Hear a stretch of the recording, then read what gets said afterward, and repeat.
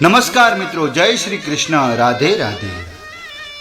તુલસી પાસે દીવો પ્રગટાવવાનું શું પરિણામ મળે છે જાણો શ્રી કૃષ્ણ ભગવાન શું કહે છે। પણ તે પહેલા મિત્રો, તમે કૃષ્ણ ભક્ત છો તો ભગવાન શ્રી કૃષ્ણ માટે વિડીયોને એક લાઈક જરૂરથી કરજો, તેમાં કંજૂસી કરશો નહીં। તો મિત્રો, એક સમય દેવી સત્યભામા ભગવાન શ્રી કૃષ્ણ પાસે આવ્યા અને તેમણે પૂછવા લાગ્યા કે પ્રભુ, મારા મનમાં કેટલાક પ્રશ્નો ઉદ્ભવી રહ્યા છે, કૃપા કરી મને માર્ગદર્શન આપો। પછી ભગવાન શ્રી કૃષ્ણ કહેવા લાગ્યા, હે સત્યભામા, તમારો પ્રશ્ન શું છે? કૃપા કરી અને મને કહો, મને તમારો પ્રશ્ન ઉકેલવામાં ઘણો આનંદ થશે। પછી દેવી સત્યભામા કહે છે કે હે પ્રભુ, તુલસી પાસે દીવો પ્રગટાવવાનું શું મહત્વ છે? દરરોજ સાંજે તુલસી પાસે દીવો પ્રગટાવવાથી વ્યક્તિને શું મદદ મળે છે? તુલસી પાસેથી કયું ફળ મળે છે? તથા દીવો પ્રગટાવવાની પદ્ધતિ શું છે?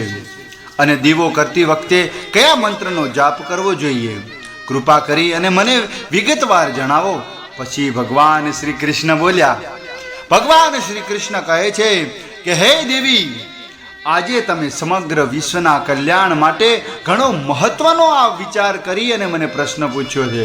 તમે આ ઉત્તમ પ્રશ્ન મને પૂછ્યો છે, પણ દેવી, આ પ્રશ્નનો ઉકેલ કરવામાં મને ઘણી જ મજા આવશે અને હું ખુદ પણ ઘણો આનંદ અનુભવીશ।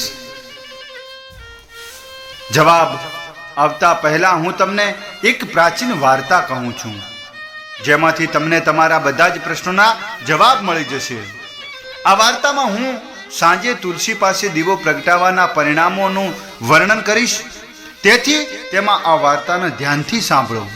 આ કથા ધ્યાનથી સાંભળવાથી વ્યક્તિને 100 વર્ષ સુધી તુલસી પાસે દીવો પ્રગટાવવાનું પુણ્ય મળે છે, માત્ર આ વાર્તા સાંભળવાથી। દેવી સત્યભામા કહે છે કે હે ભગવાન, હું આ વાર્તા સાંભળવા માટે ઉત્સુક છું, તમે કૃપા કરી અને મને આ વાર્તા કહો। પછી ભગવાન શ્રી કૃષ્ણ કહે છે કે દેવી સત્યભામા ને આ વાર્તા સંભળાવવાનું શરૂ કરે છે। હે દેવી, પ્રાચીન કાળની આ વાત છે। દક્ષિણ દિશામાં તુંગભદ્ર નામનો ખૂબ જ મોટી નદી છે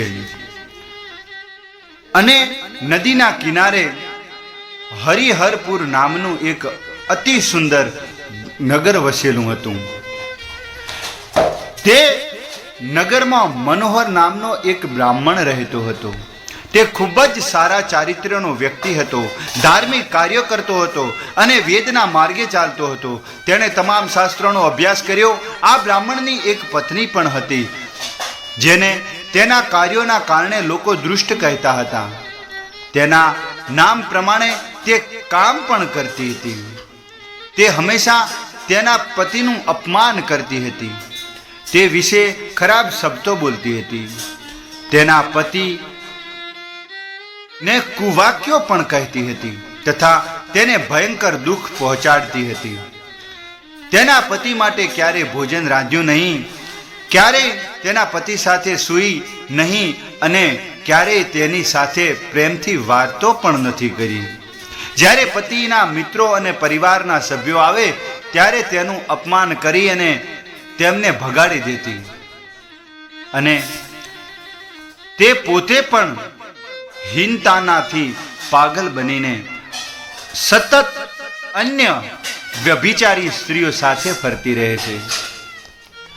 તેનું મન તેના પતિને છોડીને અન્ય પુરુષો સાથે જોડાયેલું હતું। તેણી તેના પતિ સાથે પ્રેમથી વાત કરતી ન હતી, પરંતુ અન્ય સુંદર પુરુષ સાથે બેસી અને તે મીઠી મીઠી વાતો કરતી હતી। અન્ય પુરુષોને આકર્ષવા માટે તે પોશાક એવા પણ પહેરતી કે જેથી આખા ગામના લોકો એના તરફ જ જોવા લાગે। ગામમાં ફરવા જતી કેટલીક વાર તે જંગલમાં ઝાડ નીચે ઊભી રહી અને સુંદર પુરુષોની રાહ જોતી હતી। કોઈ દુષ્ટ માણસને લલચાવી અને તેની સાથે મસ્તી કરતી અને એક દિવસ દુષ્ટ સ્ત્રી જંગલમાં ગઈ અને એક ઝાડ નીચે ઊભી હતી।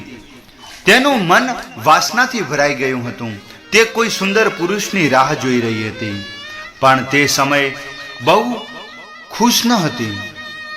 તે જગ્યાએ કોઈ માણસ ન આવ્યો, તેથી તે ખૂબ જ દુઃખી થઈ ગઈ અને તેના પ્રિયની શોધમાં અહીં તહીં જોવા લાગી.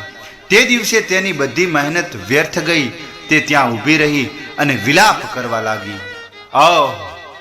આજે કોઈ સુંદર માણસ આ રીતે આવ્યો નહીં. હવે હું મારું કામ કેવી રીતે કરીશ? આખી રાત કેવી રીતે પસાર કરીશ? તે જોર જોરથી રડવા લાગી. તે જંગલમાં એક ભયંકર વાઘ રહેતો હતો. તે પાપી સ્ત્રીઓનો અવાજ સાંભળી અને તે જાગી ગયો અને કૂદીને તે ખાવા માટે સ્ત્રીની પાસે આવી ગયો.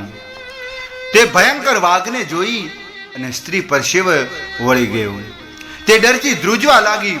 સ્ત્રી કંઈ કરે તે પહેલા વાઘે તેને પંજા વડે ઘાયલ કરી દીધી અને તે સ્ત્રી જમીન પર પડી. જમીન પર પડતાની સાથે જ સ્ત્રીએ બૂમ પાડી અને કહ્યું, હે વાઘ, તું અહીં કેમ આવ્યો છે? મને કેમ મારી રહ્યો છે? હું અહીં મારા પ્રિયને શોધતી હતી. તું મને છોડી દે. તને શું મળશે મને ખાઈને? આ સ્ત્રીએ કહ્યું. આ સાંભળી અને ભયંકર વાઘ એક ક્ષણ માટે થંભી ગયું અને વાઘ હસવા લાગ્યો અને વાઘના મોઢેથી વાચા ઉપડી અને વાઘ બોલ્યો, તું દુષ્ટ છે. આજે સર્જનહારે તને મારા ખોરાક તરીકે નિયુક્ત કરી છે. મારું કામ તારા જેવી પાપી સ્ત્રીઓને ખાવાનું છે, તો જ મને આ દેહમાંથી મુક્તિ મળશે. સ્ત્રી કહેવા લાગી, હે વાઘ, તું કોણ છે? સાચું કહે, તારે વાઘ કેમ બનવું પડ્યું અને મારી જેમ સ્ત્રીઓને કેમ ખાય છે? મને બધું કહે અને પછી મારું ભોજન કરજે.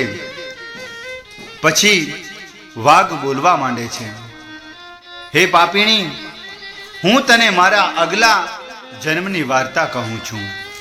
ચાલો હું તમને કહું કે મારે વાઘ કેમ બનવું પડ્યું. પ્રાચીન સમયમાં દક્ષિણ દેશમાં એક નદી હતી અને તે નદીના કિનારે એક શહેર હતું. તે શહેરમાં હું રહેતો હતો. હું એક બ્રાહ્મણનો પુત્ર હતો અને નદીના કિનારે બેસી અને યજ્ઞ વગેરે કરતો હતો. તે જન્મમાં મેં અનેક પાપીઓને યજ્ઞ કર્યા અને પાપીઓના ઘરે ભોજન ખાધું. પૈસાના લોભમાં મેં ઘણા પાપીઓના માટે કામ પણ કર્યા હતા. બ્રાહ્મણે નખ લેવું જોઈએ એ વસ્તુઓનું દાન પણ મેં લીધું અને અન્ય લોકો પાસેથી પૈસા પણ સ્વીકાર્યા. હું પૈસા લેતો પણ ક્યારે પાછો ના આપતો. મેં આ પાપ કર્યા અને ઘણા વર્ષો વીતી ગયા અને હું વૃદ્ધ થઈ ગયો. મારા વાળ સફેદ થઈ ગયા, મારી આંખો સૂજી ગઈ, મારા મોઢાના બધા દાંત નીકળી ગયા, પરંતુ તેમ છતાં દાન લેવાની મારી આદત છૂટી નહીં. હું પાપ પર પાપ કરતો રહ્યો અને પછી એક દિવસ પૈસાના લોભના લીધે હું નદીના કિનારે જઈ અને બીજા ધૂર્ત બ્રાહ્મણો સાથે મળી એમ લોકોને અમે છેતર્યા. ખોટા મંત્રો બોલી અમે કોઈ પણ કર્મકાંડ કર્યા વિના દેવી દેવતાઓની પૂજા કરી ઘણા પૈસાનું દાન સ્વીકાર્યું. પછી તે જ જગ્યાએ એક બીમાર કૂતરો આવ્યો અને મારે પગે કરડ્યો. હું બેભાન થઈ ગયો અને તે જ ક્ષણે મેં મારો જીવ ગુમાવી દીધો. પછી તે જગ્યાએ યમના બે દૂત દેખાયા અને મેં યમલોકમાં મને યમલોકમાં લઈ ગયા. ત્યાં યમરાજે ચિત્રગુપ્તને મારા કર્મોનો હિસાબ જાણવાનું કહ્યું. ત્યારે ચિત્રગુપ્તે કહ્યું કે હે ધર્મરાજ, આ બ્રાહ્મણે ઘોર પાપ કર્યું છે. તેણે બીજાને જૂઠું બોલીને વિધિના પૂજન ન કરી અને ખોટા મંત્રોનો ઉચ્ચાર કરીને પૈસા લૂંટ્યા છે. તેણે ભગવાનનું અપમાન કર્યું છે, એટલે જ આ પાપી બ્રાહ્મણને નરકમાં જવાને લાયક છે. પછી યમરાજે તેના દૂતોને આજ્ઞા કરી અને મને નરકની આગમાં ફેંકી દીધો. ઘણા વર્ષો સુધી હું નરકની સજા ભોગવ્યા પછી મને વાઘનું શરીર મળ્યું અને આ દુર્ગમ જંગલમાં રહેવા લાગ્યો. મારા પાછલા જન્મના પાપોને યાદ કરીને હું ક્યારેય આત્માઓ, ઋષિઓ, સતી સ્ત્રીઓને ખાતો નથી. હું માત્ર પાપી અને દુષ્ટ વ્યક્તિ અને વ્યભિચારી સ્ત્રીઓને જ ખાઉં છું, જેથી મને પાપમાંથી મુક્તિ મળે. આ રીતે હું તે બંધન તોડું છું.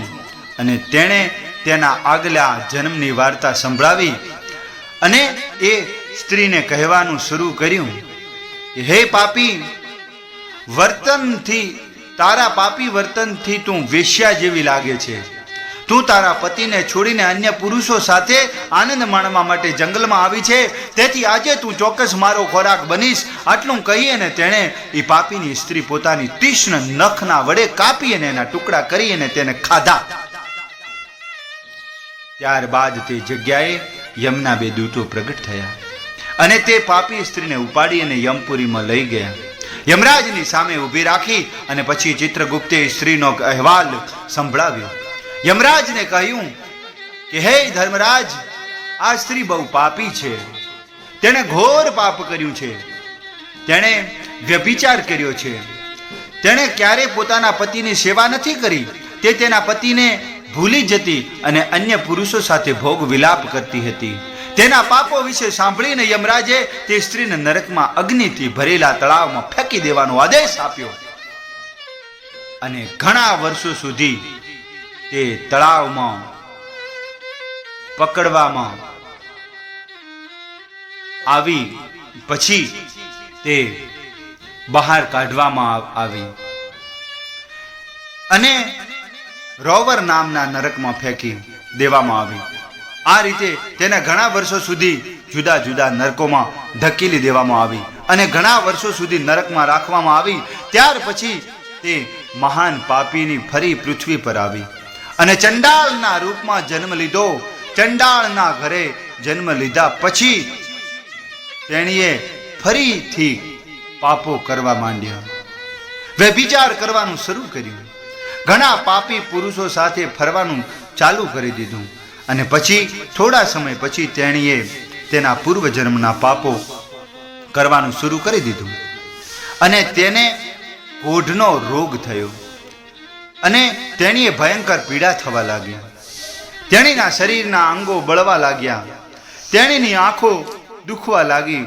તેણી આ દુઃખ સહન કરીને દિવસો પસાર કરવા લાગી. પછી એક દિવસ તે તીર્થમાં સ્નાન કરવા હેતુ અતાપુર ગઈ અને એક આશ્રમની બહાર રહેવા લાગી.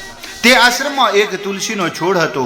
અન્ય સ્ત્રીઓ તુલસીના છોડ પાસે દીવો કરતી જોઈ અને પાપી સ્ત્રીએ પણ એવું જ કર્યું. તેણે તુલસીના છોડ પાસે દીવો પ્રગટાવ્યો અને ફરીથી તે જ જગ્યાએ હૃદયમાં બેસાડી અને રાત્રે તેનું મૃત્યુ થયું અને યમરાજના 2 દૂત તેને લઈ જવા માટે આવ્યા.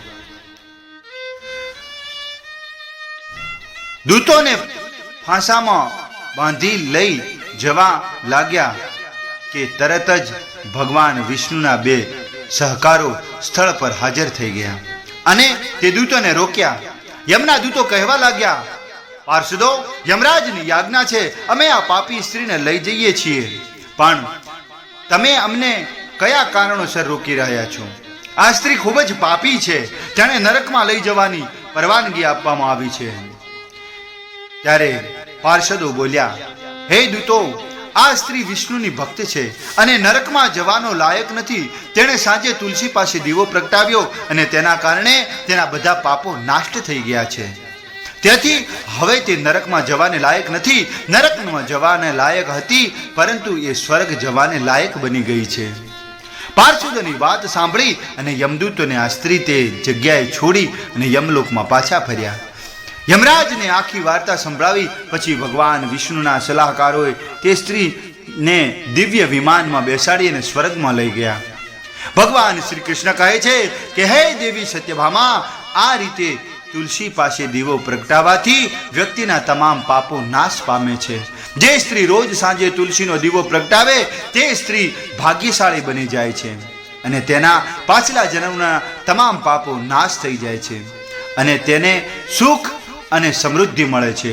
દરરોજ તુલસી પાસે દીવો પ્રગટાવતી વખતે આ મંત્રનો જાપ કરવો જોઈએ. ઓમ તુલસી દેવાય ચ ધીમહિ વિષ્ણુ પ્રિયાય ચ ધીમહિ તન્નો વૃંદા પ્રચોદયાત.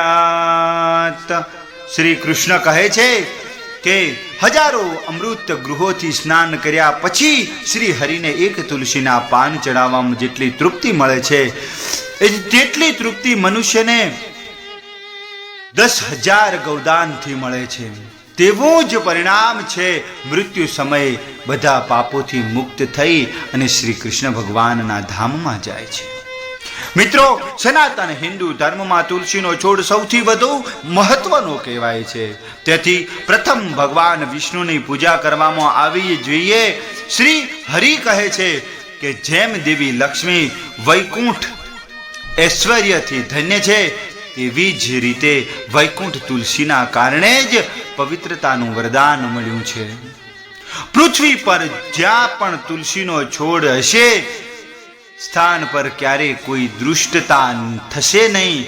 જ્યાં તુલસીનો છોડ નહીં હોય આવા સ્થળ પર કોઈ વસાવાટ નહીં થાય. તે સૌથી પવિત્ર હશે. એટલા માટે આપણે આપણા ઘરમાં તુલસીનો છોડ જરૂરથી લગાવવો જોઈએ. તો મિત્રો, આ રીતે ભગવાન શ્રી કૃષ્ણએ તુલસીના છોડ પાસે દીવો પ્રગટાવવાનું મહત્વ સમજાવ્યું. હું આશા રાખું છું કે આ વાર્તા તમને પણ ગમશે. અને જો તમને આ ચેનલ પર નવા હો તો અમારી ચેનલને સબસ્ક્રાઇબ કરી વિડીયોને લાઈક કરજો અને શેર કરજો તમારા મિત્રોને. અને હા મિત્રો, કોમેન્ટ બોક્સમાં જય શ્રી કૃષ્ણ લખવાનું ભૂલતા નહીં. તો જય જય જય દ્વારિકાધીશ.